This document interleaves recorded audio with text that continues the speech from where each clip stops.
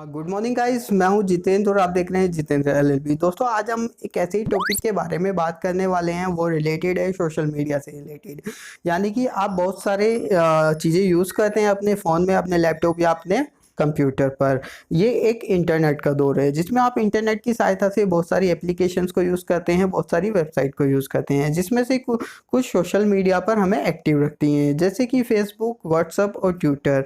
इनके भी कुछ अपने नियम होते हैं, कुछ लीगल कायदे कानून होते हैं, वो भी आपको पता होनी चाहिए। दोस्तों, जो सोशल मीडिया प्लेटफॉर्म होते हैं उन पे बच्चे, बूढ़े, जवान सभी लोग एक्टिव हैं और सभी लोग एक्टिव रहना चाहते हैं। क्यों ना रहें, क्योंकि अपडेट नॉलेज मिलती रहती है, न्यूज़ मिलती है, बहुत सारी चीज़ें उनको घर बैठे मिलती रहती हैं। तो कभी आपने सोचा है कि अगर आप किसी को फ्रेंड रिक्वेस्ट भेजते हैं तो वो अपराध हो सकता है? कभी आपने सोचा है कि आप किसी को कमेंट कर रहे हैं तो वो अपराध हो सकता है? कभी आपने सोचा है कि आपके द्वारा जो पोस्ट की जा रही हैं वो अपराध हो सकती हैं, कि आप ना चाहते हुए भी एक अपराधी बन रहे हैं? अगर आप इन्हीं सभी चीज़ों की जानकारी चाहते हैं तो ये वीडियो आपके लिए ही है। तो वो सारी चीज़ें मैं आपको बताऊंगा कि आप कैसे एक अपराध की श्रेणी में आ जाते हैं। दोस्तों, मैं हूं जितेंद्र और आप देख रहे हैं जितेंद्र एलएलबी। दोस्तों, पॉइंट नंबर 1, फेसबुक के बारे में बात करते हैं। फेसबुक पर क्या होता है कि सभी की प्रोफाइल होती हैं, सभी उसमें पिक्चर अपलोड करते हैं, कुछ अपने विचार रखते हैं, कुछ कमेंट करते हैं। अगर आप कोई भी ऐसी पिक्चर या कोई भी ऐसा कमेंट या कोई भी ऐसी चीज़ करते हैं जिसमें समाज में आक्रोश फैलता हो, दंगा फैलने की संभावना हो, या किसी महिला की फ़ोटो पर अभद्र भाषा का इस्तेमाल करते हैं या अभद्र शब्दों का इस्तेमाल करते हैं, तो वो एक अपराध हो सकता है। दोस्तों, अगर फेसबुक पर कोई पोस्ट किसी समुदाय या किसी समाज को अभद्र तरीके से प्रदर्शित करती है या वो किसी और के द्वारा की गई है, आप उस पर सिर्फ कमेंट कर रहे हैं, तो भी आप एक अपराध की श्रेणी में आ जाते हैं। दोस्तों, देखा गया है कि एक पोस्ट होती है जिससे कोई आक्रोश, किसी समाज में कोई आक्रोश फैलने की संभावना होती है, कुछ लोग उस पर कमेंट करते हैं, अपने विचार को व्यक्त करते हैं, तो क्या वो भी अपराधी हो जाते हैं? बिल्कुल, वो भी अपराधी हो जाते हैं। अगर आप उस चीज़ का समर्थन करते हैं तो यानी कि आप अपराध को बढ़ावा देते हैं, तो आप भी अपराधी हो जाते हैं। इन सभी चीज़ों से आपको बचना है। दोस्तों, हमारे कानून में एक साइबर सेल का एक डिपार्टमेंट बनाया जाता है। ये इसका काम क्या होता है?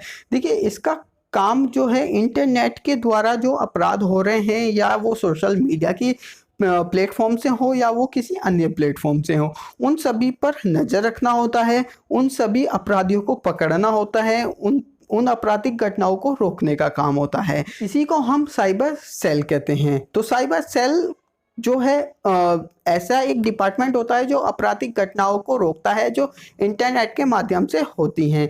कहा जा सकता है कि साइबर सेल की नज़र आपकी प्रोफाइल पर भी रहती है। अगर आपकी प्रोफाइल ऐसी है जिसमें आप कुछ ऐसा काम कर रहे हैं, किसी समाज, किसी व्यक्ति या को आक्रोश की तरफ बढ़ावा दे रहे हैं, या कह सकते हैं कि अभद्र भाषा का इस्तेमाल कर रहे हैं, और अगर वो प्रोफाइल साइबर सेल की नज़र में आ जाती है तो आपको गिरफ्तार कर लिया जाता है। इन सभी चीज़ों को रोकने का काम साइबर सेल का होता है। और बता देते हैं कि इस तरह के जो अपराध होते हैं वो साइबर क्राइम की श्रेणी में आते हैं। यानी कि जो इंटरनेट यूज़र होते हैं, इंटरनेट यूज़र के द्वारा जो इंटरनेट की सहायता से अपराध किए जाते हैं, वो बहुत सारे अपराध हो सकते हैं। अगर आप कमेंट करेंगे तो वो भी मैं आपको बता दूंगा। और सोशल मीडिया के प्लेटफॉर्म के द्वारा जो अपराध किए जाते हैं वो भी सारे साइबर सेल के अंडर में ही आते हैं और वो साइबर क्राइम की श्रेणी में होते हैं। गाइस, अब बात करेंगे कि आपने किसी महिला को या किसी लड़की को फ्रेंड रिक्वेस्ट तो भेजी होगी, क्या वो एक अपराध हो सकता है? जी हाँ, बिल्कुल वो अपराध हो सकता है। पर वो अपराध किस तरीके से हो सकता है वो मैं आपको बताऊंगा। देखिए, आप किसी लड़की या महिला को 3 बार से ज़्यादा फ्रेंड रिक्वेस्ट सेंड कर देते हैं, यानी कि 3 बार आपने किए, उससे भी ज़्यादा 4 बार या 5 बार करते हैं, तो लड़की या महिला आप पर केस दर्ज करा सकती है, आपकी एफआईआर करा सकती है। इसके अलावा अगर आप किसी महिला या लड़की के ऊपर अभद्र भाषा का इस्तेमाल करते हैं, या उसकी फ़ोटो पर कोई गलत कमेंट करते हैं, या उसकी प्रोफाइल में ताका झांकी करते हैं, यानी कि उसकी प्रोफाइल के साथ छेड़खानी करते हैं, उसकी पर्सनल इन्फॉर्मेशन को लीक करते हैं, यानी कि उसकी प्राइवेसी को भंग करने की कोशिश करते हैं तो वो लड़की, वो महिला आप पर केस दर्ज करा सकती है, आपको सजा हो सकती है। ऐसा नहीं है कि अगर आपके खिलाफ एफआईआर हुई तो आपको सजा नहीं होगी, इसमें सजा का भी प्रावधान होता है। वो मैं आपको आगे वीडियो में बताऊंगा कि सजा का प्रावधान क्या होता है, किस धारा के अंदर आपको सजा दी जाती है। गाइस, आगे बात करते हैं कि सोशल मीडिया पर सभी लोग एक्टिव होते हैं, सभी को अपने विचार रखने की आज़ादी होती है, पर कुछ लोग ऐसे होते हैं, ऐसे उग्र माइंड के होते हैं कि वो इस आज़ादी का गलत इस्तेमाल करते हैं। गलत इस्तेमाल से कहा जाए कि वो सोशल मीडिया प्लेटफॉर्म को एक अलग तरीके से यूज़ करते हैं, वो क्राइम के लिए यूज़ करते हैं।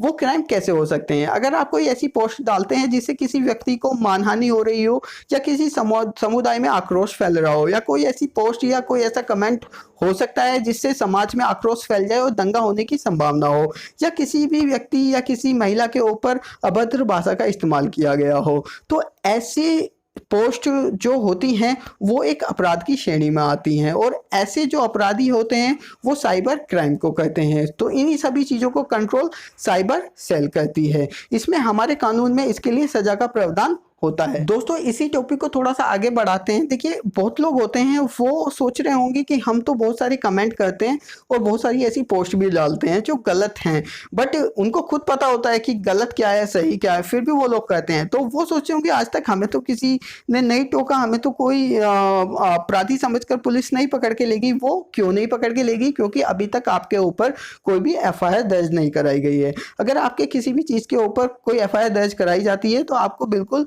अरेस्ट किया जा सकता है। और दूसरी बात, साइबर सेल की नज़र में आपकी प्रोफाइल अभी नहीं आई है। अगर साइबर सेल की नज़र में आपकी प्रोफाइल आ जाती है, ऐसे व्यक्ति की प्रोफाइल आ जाती है जो ऐसी एक्टिविटी सोशल मीडिया पर करता है, तो उसको साइबर सेल के द्वारा डायरेक्ट गिरफ्तार कर लिया जाता है और आप पर कार्रवाई हो जाती है। दोस्तों, अब बात करते हैं कि सजा का क्या प्रावधान होता है। देखिए, हमारे कानून में आईपीसी की धारा 509 होती है। आईपीसी की धारा 509 में साइबर क्राइम से रिलेटेड कुछ चीज़ों को बताया गया है, सजा का प्रावधान भी है। वैसे तो बात की जाए धारा 509 के बारे में, इसका बहुत ही बड़ा विस्तार है, यानी कि इसमें बहुत सारी चीज़ें कवर होती हैं। उसी के अकॉर्डिंग इसकी सज़ा का प्रावधान होता है कि किस चीज़ में कितनी सज़ा होनी है। तो पर्टिकुलर ये चीज़ ये नहीं बताया जा सकता कि किस पोस्ट या किस कमेंट के ऊपर कितनी सज़ा हो सकती है या इतनी ही होनी है। वो कम या ज़्यादा हो सकती है, जुर्माना भी कम या ज़्यादा हो सकता है। इसलिए अगर आप चाहते हैं कि आईपीसी की धारा 509 के बारे में पूरी जानकारी, तो आपको कमेंट बॉक्स में कमेंट करना होगा। अगर आपका कमेंट आता है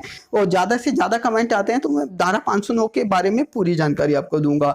तो इसमें क्या होता है कि कोई भी ऐसी पोस्ट जो किसी समाज को दूषित करती हो, या किसी समाज में अभद्र भाषा का इस्तेमाल किया जा रहा हो, या किसी भी कमेंट या पोस्ट या ऐसी पिक्चर या कोई भी ऐसी एक्टिविटी जो सोशल मीडिया पर होती है आपके द्वारा या किसी व्यक्ति के द्वारा, जो किसी समाज में आक्रोश फैला रही हो, दंगा भड़क सकता हो, लोग आपस में लड़ने के लिए तैयार हो सकते हो, या ऐसा कोई कमेंट या पोस्ट या किसी की ऐसी निजी जानकारी आप लीक कर रहे हैं जिससे उस व्यक्ति की प्राइवेसी को भंग किया जा रहा हो, तो आप पर केस हो सकता है आईपीसी की धारा 509 के तहत। इसमें सजा का अलग अलग प्रावधान है, वो मैं बता चुका हूं कि बहुत बड़ा विस्तार है धारा 509 का।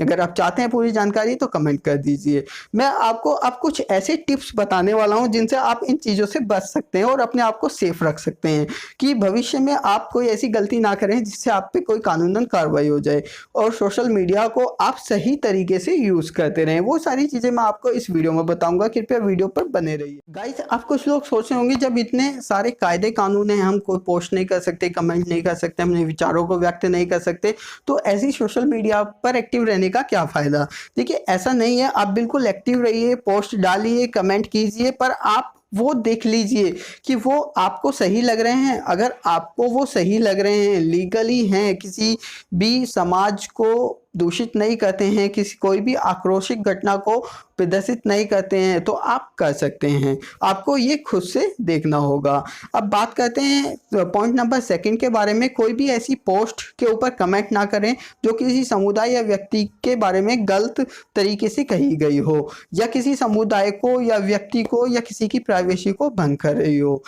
अब बात करते हैं पॉइंट नंबर 3 के बारे में। कोई भी ऐसा कमेंट या कोई भी ऐसी जानकारी शेयर मत कीजिए जिसके पास आपका पुख्ता सबूत ना हो। अगर किसी जानकारी का आपके पास पुख्ता सबूत है, आपके पास सबूत है, तो आप उस पर कमेंट कर दीजिए, आपको उसको शेयर कर दीजिए, आप उसको लिखित रूप में फेसबुक पर डाल दीजिए, कुछ भी कर दीजिए, आप पे कोई कार्रवाई नहीं होगी क्योंकि आपके पास उसका एविडेंस है। आप अपना उसका एविडेंस दिखा सकते हैं कि जो आपने कहा है वो सही कहा है और इसमें कोई गलत नहीं है। अगर ऐसा नहीं है तो आप उससे बचिए। पॉइंट नंबर 3 के बारे में बात करते हैं कि कोई भी महिला को 3 बार से ज़्यादा फ्रेंड रिक्वेस्ट मत भेजिए। किसी भी महिला के फोटो के ऊपर कोई गलत अभद्र भाषा का इस्तेमाल ना करें।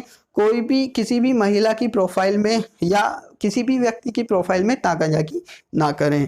पॉइंट नंबर 4 के बारे में बात करते हैं, किसी भी व्यक्ति की प्राइवेसी को भंग करने की कोशिश ना करें, यानी कि किसी भी व्यक्ति की प्राइवेसी या उससे संबंधित निजी जानकारी को सोशल मीडिया पर ना डालें। अगर आप ऐसा करते हैं और आपके खिलाफ कार्रवाई हो जाती है तो आपको जेल हो सकती है। अब बात करते हैं जो बहुत ही महत्वपूर्ण पॉइंट है उसके बारे में कि क्या सही है और क्या गलत है, वो आपको खुद वॉच करना होगा। अगर आप कोई पोस्ट, कमेंट या कुछ इस तरह का social media, Facebook, WhatsApp, Twitter पर करते हैं तो आपको ये खुद पता होता है कि ये सही है, ये गलत है, इससे क्या हो सकता है, ये किन किन लोगों को प्रभावित करेगा। तो ये सारी चीज़ें आप खुद से देखना पड़ेगा। आपको कोई भी यूट्यूबर या कोई भी लीगल एडवाइजर, कोई भी आपको ये गाइड नहीं कर सकता कि आप ये करिए या ये करिए, वो खुद आपको देखना पड़ेगा। कोई भी लीगल एडवाइजर, कोई भी वकील, कोई भी एडवोकेट आपको सिर्फ ये सलाह दे सकता है कि इन चीज़ों से ये होता है, ये चीज़ें गलत हैं, ये सही हैं, वो आप खुद देख सकते हैं। वीडियो अच्छी लगी है तो कमेंट बॉक्स में कमेंट कीजिए। कोई और जानकारी चाहते हैं तो कमेंट बॉक्स में कमेंट कर सकते हैं। Thank you for watching this video.